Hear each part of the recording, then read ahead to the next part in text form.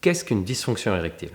La dysfonction érectile se définit comme étant l'impossibilité ou la difficulté à obtenir ou à maintenir une érection suffisante pour un rapport sexuel satisfaisant. Vous voyez dans cette définition qu'il n'y a pas de critère objectif, de degré de rigidité ou de durée de l'érection.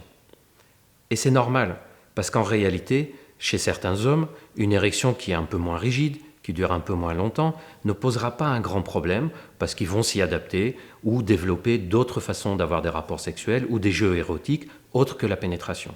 Tandis que d'autres hommes peuvent être gênés par la moindre diminution de la qualité de l'érection si pour eux la pénétration joue un rôle important dans leur sexualité. En plus, selon la période de notre vie, la qualité de l'érection peut avoir son importance ou non. Par exemple, ce n'est pas la même chose si on est au début d'une relation ou si on est dans une relation où la sexualité s'est déjà développée. Dans tous les cas, à partir du moment où un homme estime que son érection n'est plus suffisante pour avoir des rapports sexuels satisfaisants, cela mérite d'avoir l'avis d'un médecin sexologue. On peut par exemple avoir une érection qui est absente complètement du début jusqu'à la fin du rapport. Une érection qui est présente, mais qui n'est pas de bonne qualité, pas suffisamment rigide. Une érection qui est présente, suffisamment rigide, mais qui ne se maintient pas tout le long du rapport sexuel. On peut aussi avoir un problème d'érection uniquement lors des rapports sexuels, mais une érection qui est préservée la nuit, le matin, ou dans des situations d'excitation sexuelle autres, comme on peut avoir des problèmes d'érection, où l'érection est absente, quelle que soit la situation, la nuit, le matin, pendant les rapports sexuels et toute autre situation. Non, tous les hommes connaîtront au moins une fois dans leur vie une difficulté érectile.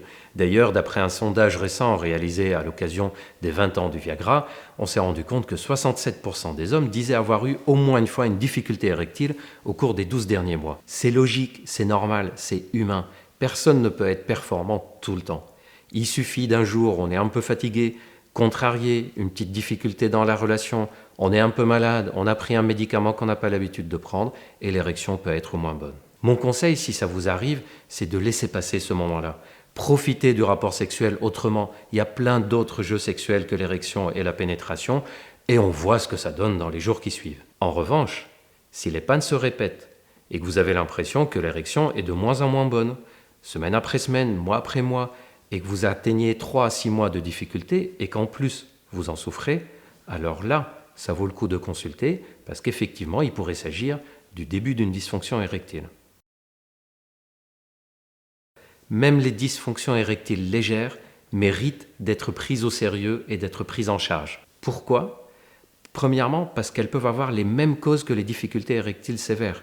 Et en plus, ce sont les difficultés érectiles légères qu'on arrivera le plus rapidement à soigner, voire à guérir.